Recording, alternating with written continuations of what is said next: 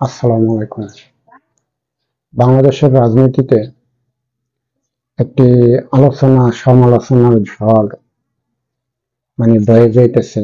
শেখ হাসিনার যে মানবতা বিরোধীর যে অপরাধ, সে অপরাধের রায় কার্যকারী হয়েছে।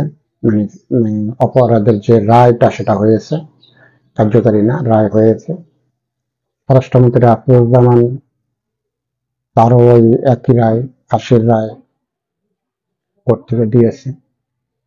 এই যে সারা বাংলাদেশের যে চার দোকানগুলি আছে, সেই চার দোকানে বসে মানুষ চা খাচ্ছে।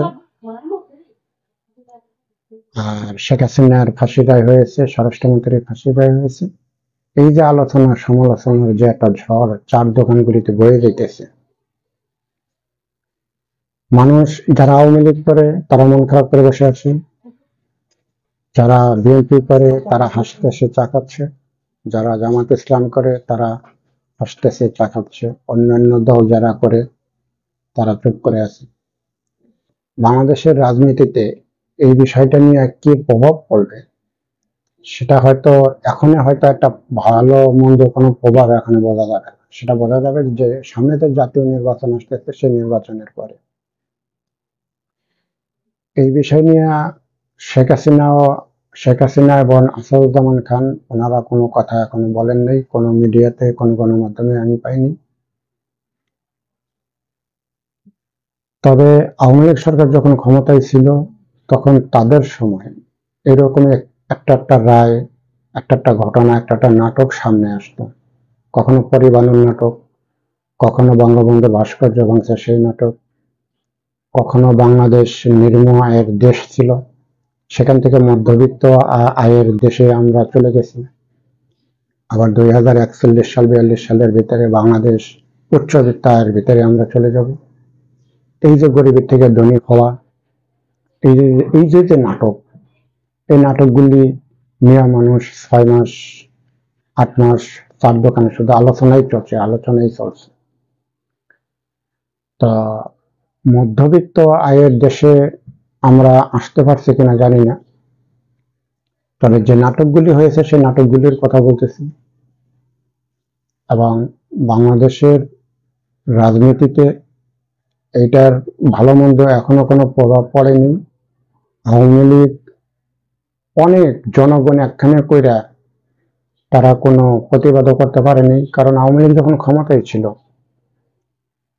তখনও তারা 2000 মানুষ কোনো মিছিল মিটিং একখানে করতে পারেনি।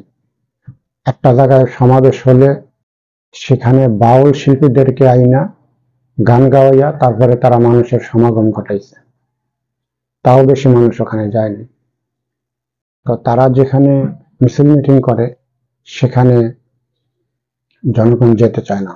অনেক সময় খিচুড়ি খাওয়ার দাওয়াত দিত, কখনো বিরিয়ানি খাওয়ার দাওয়াত দিত, তাও মানুষ যেত না।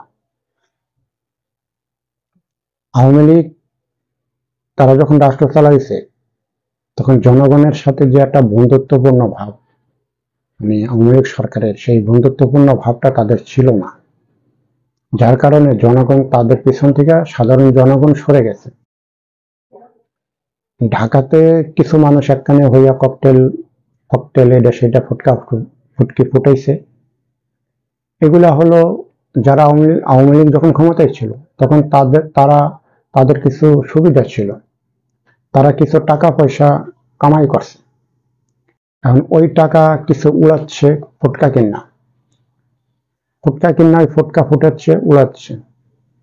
কারণ আওয়ামী লীগ সরকার চলে গেছে, এখন তো তাদের প্রতিদিন হাজার হাজার টাকা লাখ লাখ টাকা যে উপার্জন ছিল সেটা তো এখন নাই।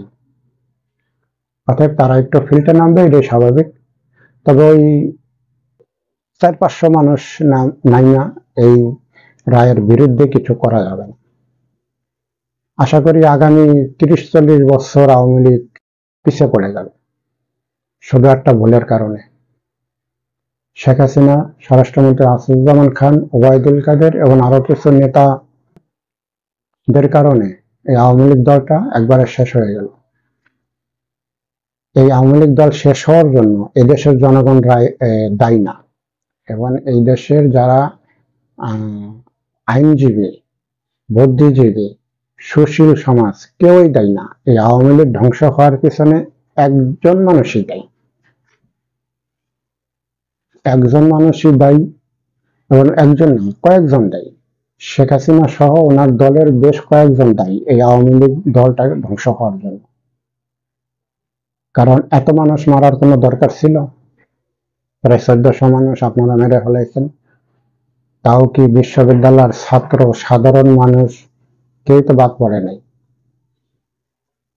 কেউই বাদ পড়ে নাই। সমানে শুধু মানে গুলি চালাইছেন, সমানে শুধু গুলি চালাইছেন। গুলি চালাইতে চালাইতে যখন আর পুলিশের কাছে গুলি ছিল না, তখন গুলি চালানো বাদ দিয়েছে। তাই এই কাজগুলি করাটা উচিত হয়নি। এই দলটা ধ্বংস হওয়ার পিছনে আপনারাই দায়ী। ধন্যবাদ আমার এই কথাগুলি শোনার জন্য। আসসালামু আলাইকুম।